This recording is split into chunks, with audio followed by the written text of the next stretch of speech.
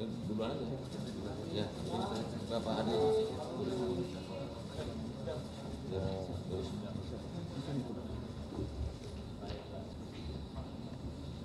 Burisma.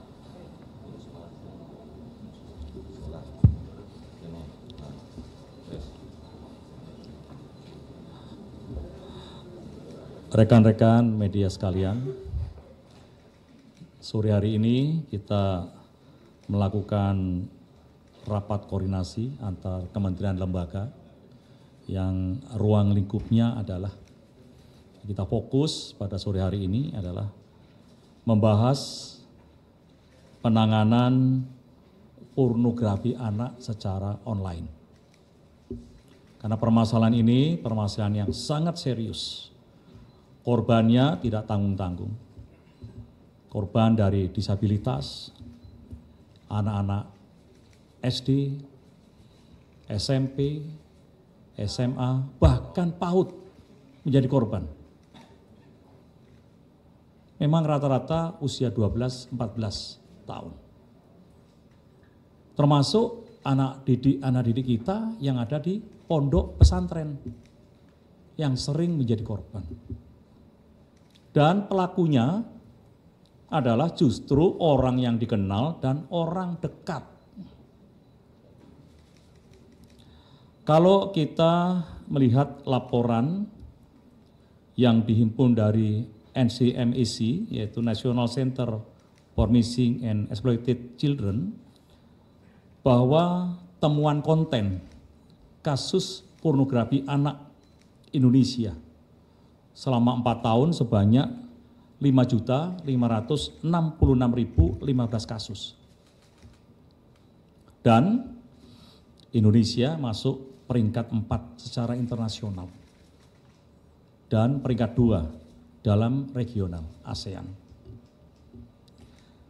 Tadi disampaikan oleh Kabar Eskrim dan Ibu Menteri Sosial bahwa berdasarkan laporan bahwa statistik laporan temuan kasus dan konten pornografi anak di Indonesia ini tidak mencerminkan jumlah kasus yang sebenarnya terjadi di lapangan. Karena apa?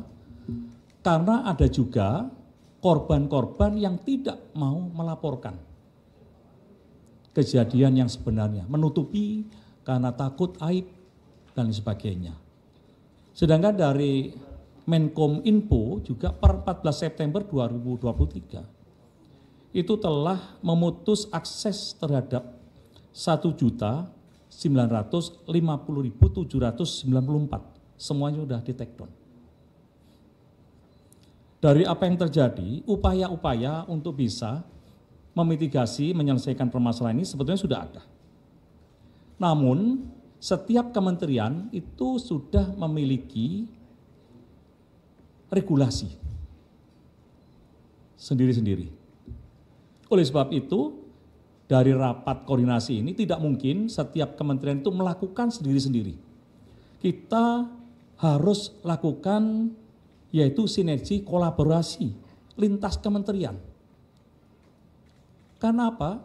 Karena masing-masing kementerian itu sudah memiliki regulasi yang sangat kuat. Kita tinggal mengimplementasikan. Kita akan bentuk Satgas untuk mensinergikan, mengkolaborasikan dengan lintas kementerian tentunya, dengan merumuskan rencana aksi. Kemudian kita juga akan melakukan bagaimana langkah penanganan secara sinergi. Dan itu akan kita lakukan mulai dari tahap pencegahan, penanganan, penegakan hukum, dan pasca kejadian. Kementerian-kementerian yang terlibat nanti akan kita satukan, kemudian akan dikoordinasikan di Kementerian Polhukam, dan kita akan menangani permasalahan-permasalahan baik yang online maupun offline. Memang hari ini tidak hadir, tidak kita undang memang pada waktu ada undangan adalah Kementerian Agama, namun nanti akan kita undang. Karena kejadian juga di pondok-pondok pesantren. Yang akan terlibat di dalamnya adalah Kemendikbud Ristek, Kementerian PPA, Kementerian Agama, Kementerian Sosial, Kementerian Kominfo, Polri, KPAI, Kemenkumham, Kejaksaan, LPSK, PPATK. Ini akan terlibat, kita akan merumuskan karena permasalahan ini saya yakin adalah fenomenal gunung es di lapangan akan lebih banyak, tidak sesuai dengan data yang kita terima.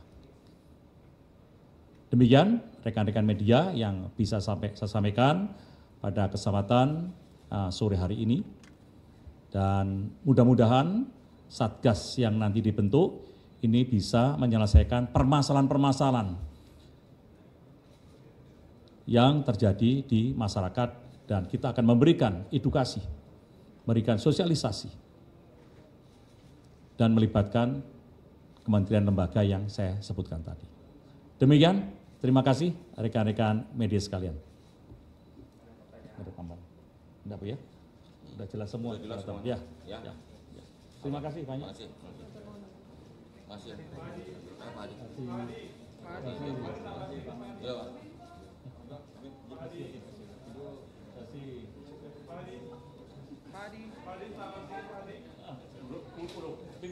Lingkupnya ini ya, pornografi anak ya. Yang lain nanti. Makanan Pak, soal demo besok Pak. MK masih berjalan. Pak di podium aja Pak.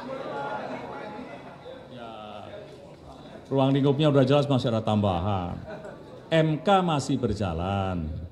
Kita terus memberikan perhatian supaya sidang MK yang masih berjalan ini bisa berjalan dengan lancar sesuai harapan kita semua. Terus kita akan monitor terus.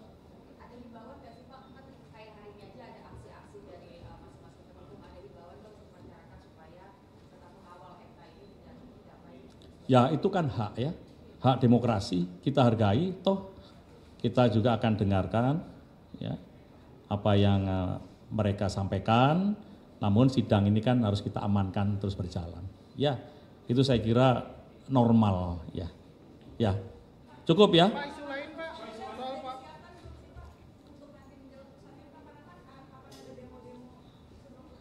Ya, kalau namanya satu kegiatan kita kan pasti ada mitigasinya. Ya, mitigasi ya kita tetap menjaga keamanan, kemudian kita punya rencana-rencana aksi supaya semuanya juga aman, damai dan terlindungi semuanya ya. Oke, terima kasih.